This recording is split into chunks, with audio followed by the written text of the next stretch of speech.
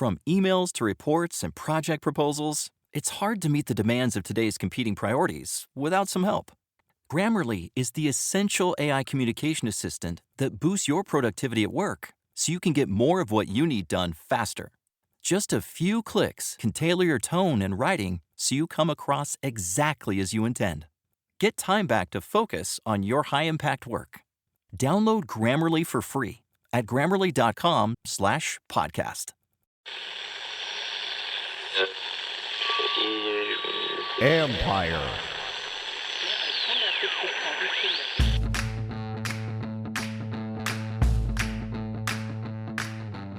Hello and welcome to my podcast. Do me a favor, subscribe to the John Keim Report wherever you get your podcasts. You're watching on YouTube, hit that like button, hit that subscribe button. You can find us there as part of Empire Media. That's AMPIRE. Always much appreciated when you tune in, and you can read my work on ESPN.com. Also, a reminder, we'll be out at the Commanders rookie mini camp. It's our first chance to get a look at Jaden Daniels in the Commanders uniform, and also against some of the players who will be his teammates this season and in the future. Get a first chance at him at the veteran stuff in next week, but this is our first chance for the rookies and to be around them, see them on the football field, et cetera, et cetera, et cetera. Anyway, today I'm joined by Illinois co-defensive coordinator and defensive line coach Terrance Jamison as we talk about Jer'Zhan Newton, or Johnny Newton, as he seems to prefer people call him. Jamison coached him for a few years, knows exactly how he improved and why, and gives us some insight into him as a person and as a player, what works so well from Illinois. And I always know when I bring these coaches on, of course, they're going to say good things about him. It's their guy, but they also know more about them than others. So, and what I like to do with these things is to provide insight into who he is as a worker, what kind of habits do they see, those kind of things. What did they see? Like, this guy knows him very well. So what does he see on the field that makes him stand out?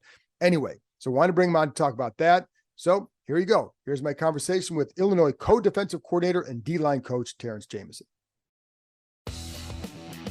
Trades, free agents, quarterbacks, and all kinds of adventures await the Commanders this offseason. Looking for an adventure of your own? The Adventure Park at Sandy Spring has you covered.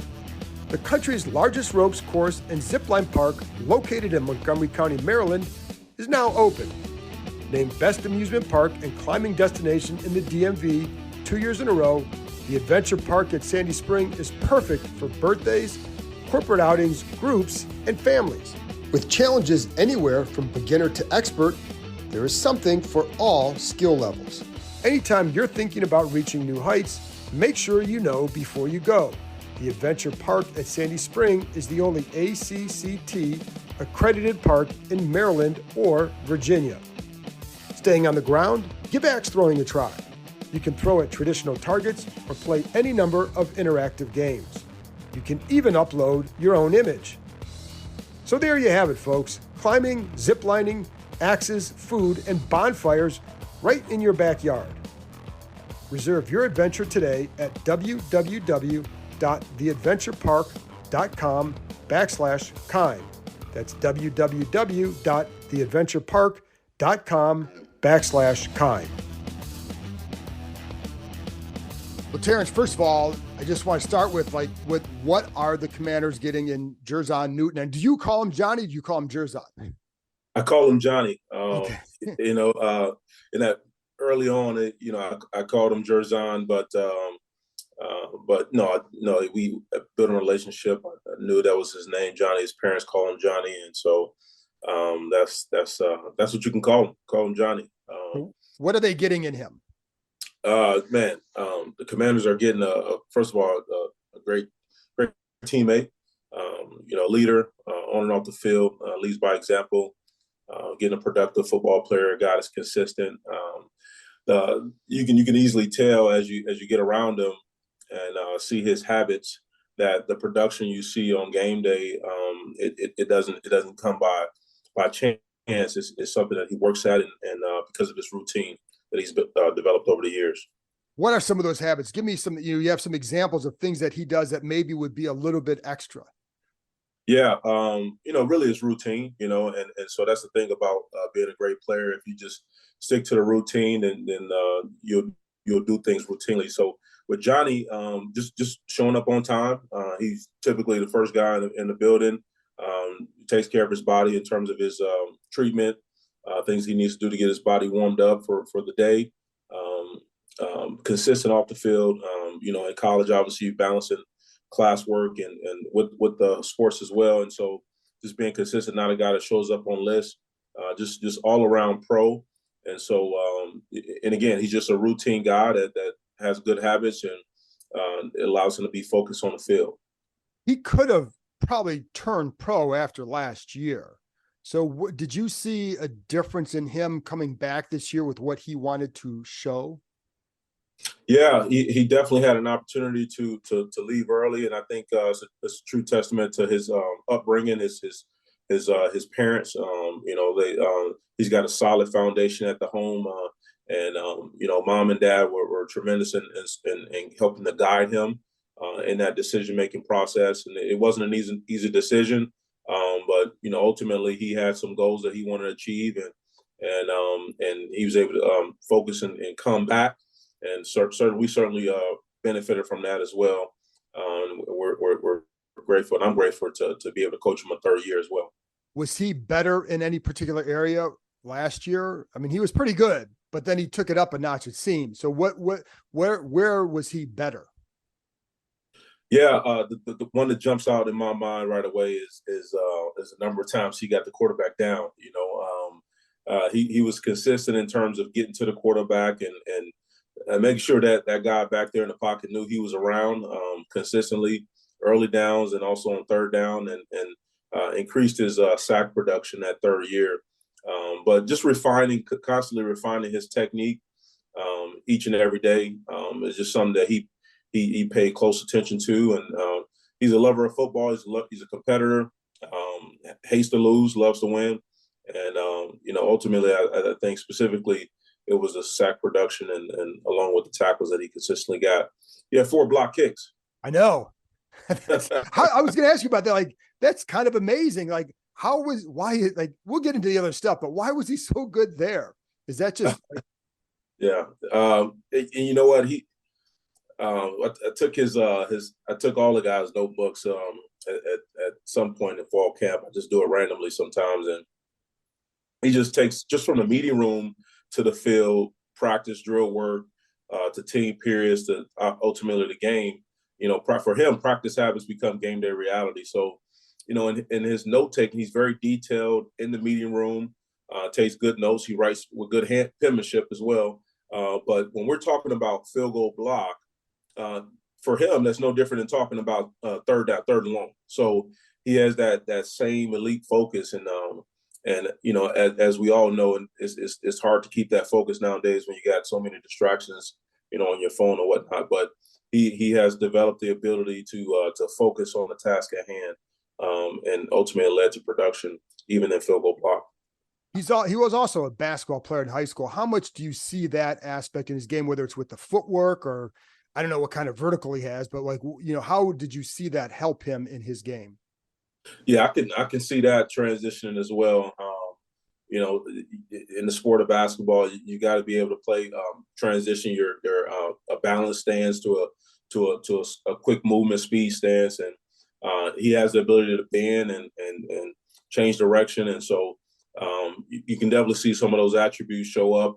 But for Johnny, he just loves football. Football is his number one sport, and just the skill set he has, having played running back in the past at the high school level. I think that more so attributed to his success on the D line, even more than being on the hardwood.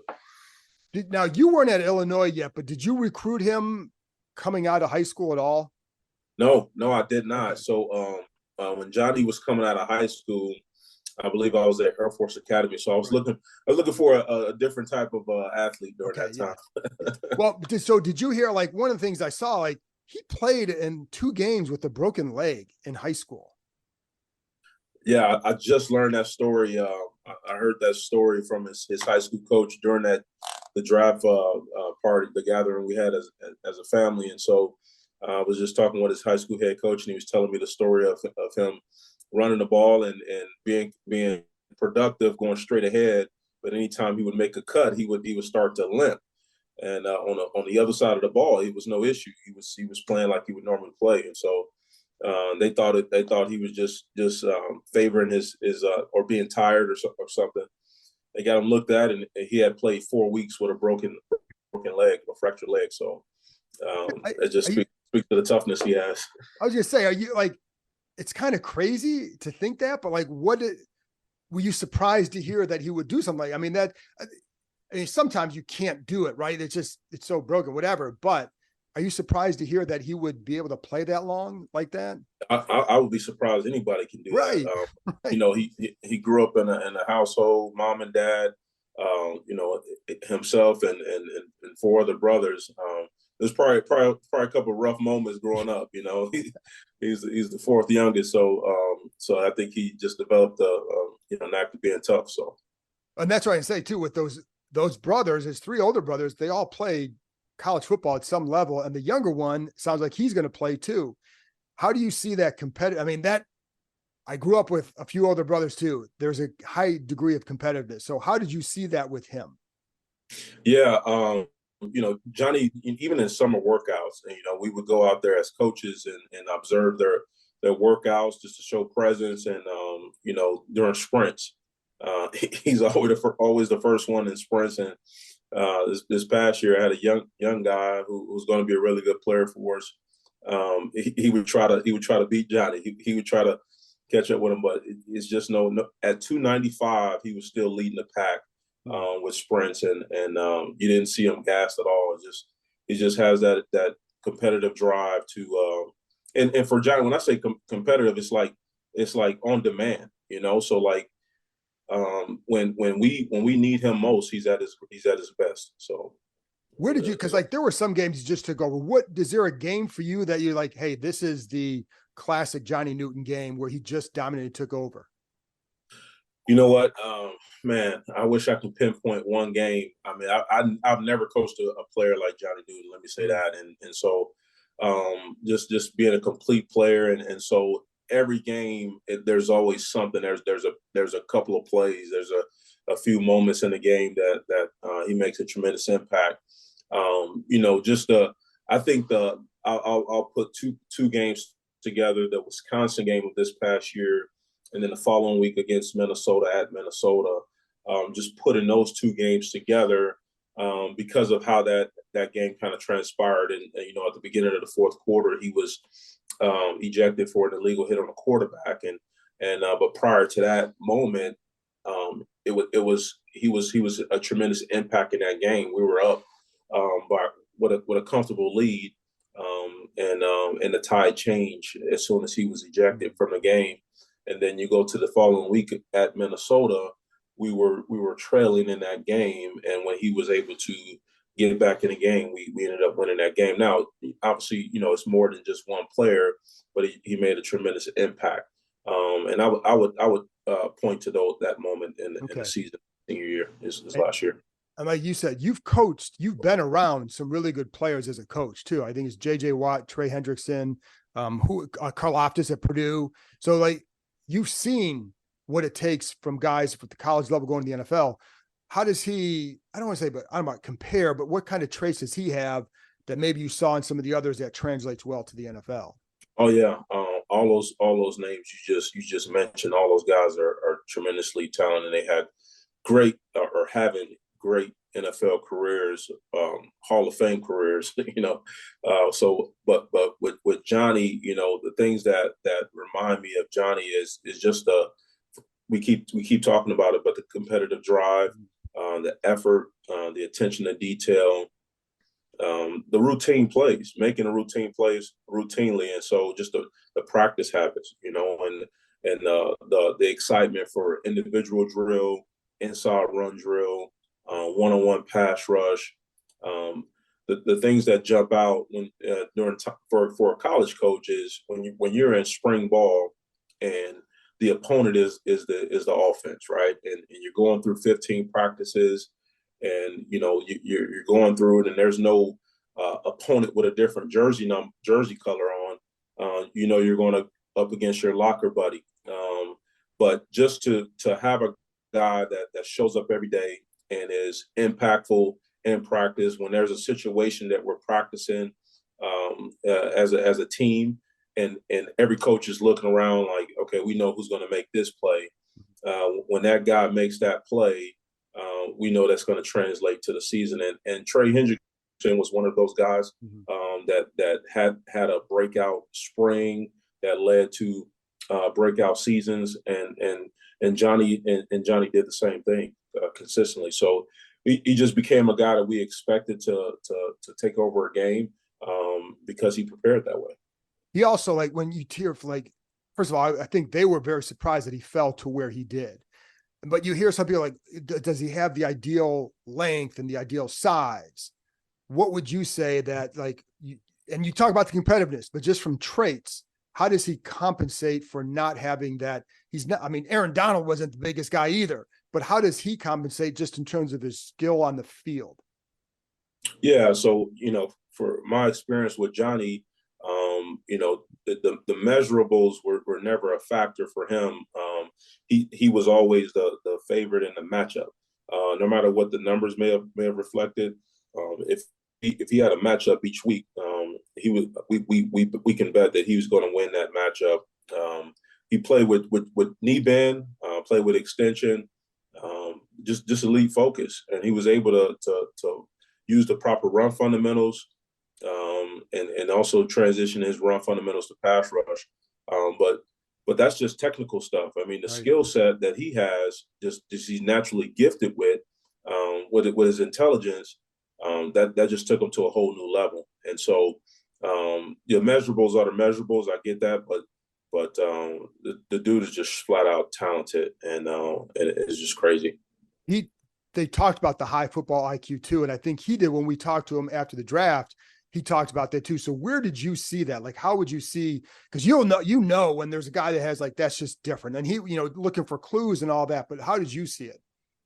Yeah, just situational awareness. Situational awareness, field zones, down the distance. I going back to a spring practice, right? And we're studying our offense, and we see a tendency. And I'm talking to the D line about this big picture tendency, and D linemen, they don't care about that. They just, hey, what's the tackle box telling me? What's the backfield set telling me? And so just an opportunity to give, because you never know who's going to be a future coach in your room. So you give them a little more insight about a certain tendency, and we get to practice, and there's a not to get into the specifics, but there's something happening with the offense. They're doing something pre-snap, and he's in the stance, and he recognized it, and he gets a TFL off the play, and it was a pretty cool moment to see that, but also for our whole team, because our head coach showed that. Because we do a lot of football one-on-one for our team. And so, our head coach does a tremendous job of helping our players gain that extra edge in terms of being ready for those situations, whether it's down a distance, field position, whatever that coordinator may like. And so he made a big play, but it was more than just a big play. It was his awareness before the play even ball was even snapped. And so for Johnny, that those sort of things that's just what we expected from him. And even in pass rush, you can see that we gave him a lot of reps in the game. He played a lot of snaps. But as the game goes on, he gets better and better, because he not only gets a feel for his matchup, but also what the opposing offensive coordinator is trying to do to him up front. So, and just a couple more. I appreciate your time. How would you describe his personality? Yeah, so personality wise, I mean, team captain. He's voted team captain. He's very coachable. He's willing. He in the meeting room, he's not a rah-rah guy. He's not a loud guy. He's just quiet. He's just focused on what the task at hand. Same thing in the walkthroughs and things. But in practice, you're gonna hear him. He's gonna be engaged. We can be in field goal part of practice. He's shouting out stuff at the kicker and stuff. So he's engaging. He eye contact. He is not only a leader by example, but but appropriate in terms of his vocal leadership as well. So great personality, great teammate, very coachable player. He's a grown man, and he's a tremendous football player. So, and I know you didn't coach this guy, but he played at Illinois, Quan Martin, who's also here. I don't know if you have any memories or thoughts about him, but like, he's a guy that at the end of the year started to play pretty well here. But I know you didn't coach him, but you would have seen him quite a bit. What did you think about Quan? Quan is awesome, man. Quan is he got a pick one time, and I think he's still in the air right now. he would just, I mean, I think he had I think he broke the record for the vertical in his combine and whatnot. But yeah, Quan is very cerebral, but versatile player. We used him. He was able to play all positions in the secondary for us: corner, safety, the nickel position as well. He could play in the box. He's a do-it-all guy, and just like Johnny, being from a similar area and down in Florida, loves football, very intelligent. If we had more captain votes, he would have been a captain as well. So just a guy that the guys looked up to. So it's pretty cool to see that both of those guys are in the same organization. I think the DC area and the Commander Nation is going to love those two guys moving forward. The very last thing, and two, another guy that you didn't coach, wasn't even on your team, but he's in the Big Ten. So I don't know. You may not have any thoughts on him. I don't know. But Mike Samerstill from Michigan, they drafted him as a slot corner. And I know you may not pay attention a lot of times to the other team's defense, but did you pay much attention to him? Do you have any? I know you guys would have played him, but yeah, no, I don't have any comment on him. Okay, but obviously, it's a good football program, and of course, with the leadership of the Commanders, if they chose to draft him, I know they're getting a good player because they did a tremendous job in the draft, taking off team captain. Pretty cool.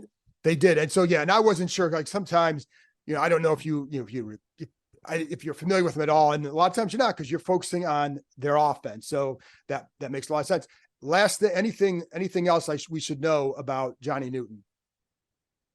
No, that's just you're getting a great young man. You're getting a leader.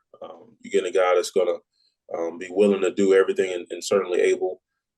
And once he gets his shot, he won't look back. So, Terrance, I appreciate your time and good luck on the recruiting trail. Thanks, Joe. Appreciate it. Joe.